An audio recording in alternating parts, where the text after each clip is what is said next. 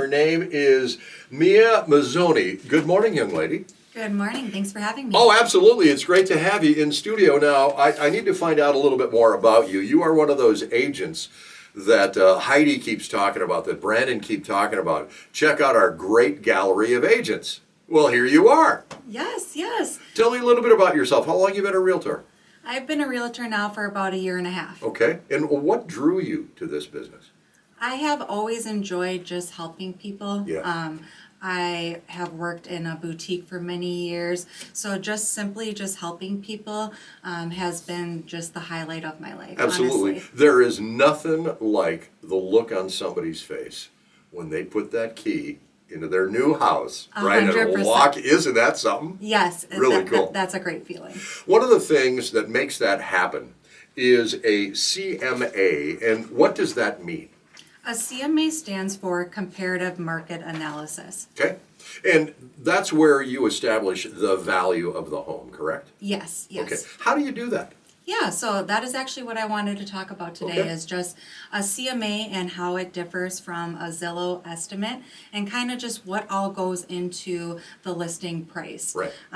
So a CMA and Zillow, they both estimate home value but are done so very differently.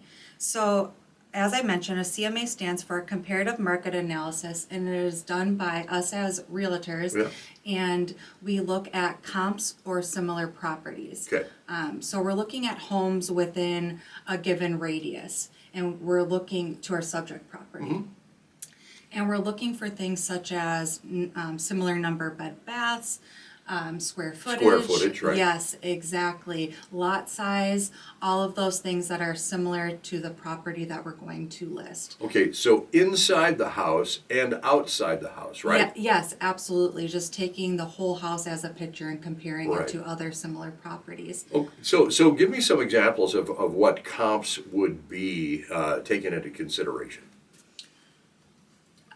Like granite countertops, new carpeting, appliances, Yes, so that you're kind of definitely going to want to note any sort of upgrades or things that happened in the house. Okay. So when I'm going on a listing appointment, I will bring my notepad and I will jot any work that has been completed in the home or anything just of importance in the home. Sure. And again, I want to highlight that, we want to look at recent homes that are either active, pending, or have closed, because what was happening in the market, say, even a year ago is not going to be relevant to Right. what is happening in the market today. Sure. So, and you want it to be in a given radius, because again, what is happening here in St. Cloud, Minnesota can and is a lot of times different than what's happening in Minneapolis. Absolutely. The word comp stands for comparables. Correct. Right? So you're going to, let's start on the outside. The first thing that I'm going to notice is, that garage door. It should be replaced. Yes. Right? Yes. You What an definitely awful notice. looking lawn. Yes, Right? yes. We don't notice the good things. We always see the bad stuff right away, don't we?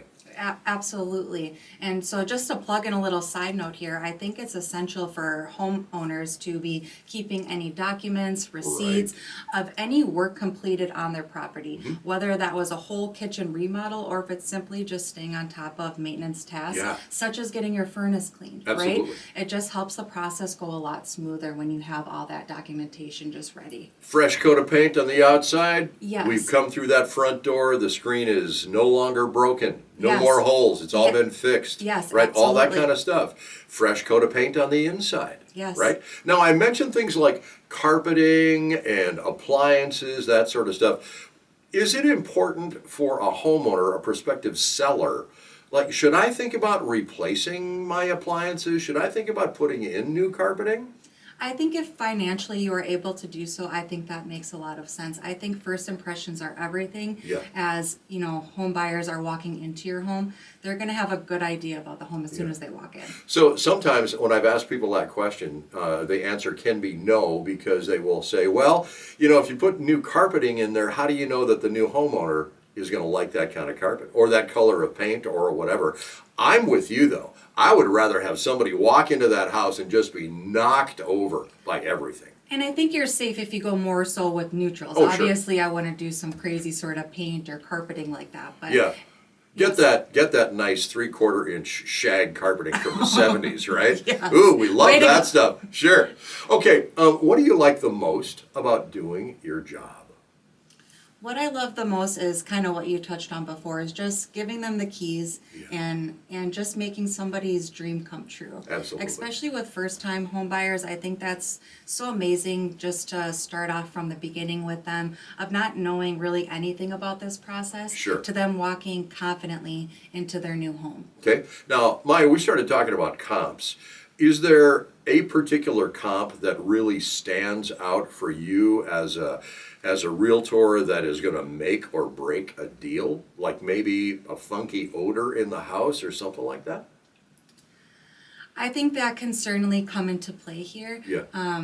So I would always recommend either, they have certain candles that are sure. the odor, Yeah. things like that. But I think there's ways that you can improve that in your home. All right, very, very good. Again, the best way to work with you over at VoigtJohnson Real Estate. You can reach out to me or any of the amazing agents at 320-774-2400. Perfect. Is there anything else that you wanted to toss in there? Yes. Okay. So I don't feel like I talked at all about the difference with Zillow. Okay, all right, very good. Now, at the beginning of the conversation, you mentioned Zillow as opposed to your company doing, what's CMA stand for again? Comparative market Thank analysis. you. Compared to doing that, at the beginning of the conversation, you mentioned when talking about a market analysis that sometimes Zillow is not even close to what you see. Yes, so I think that Zillow uses public data and uses an algorithm to come up with its number, Yeah. right? But for us as agents, we can physically go in the home, right? Right. Zillow is not a person, so we can physically go in the home. We can jot down any notes about the condition, and all of that comes into play when listing a home.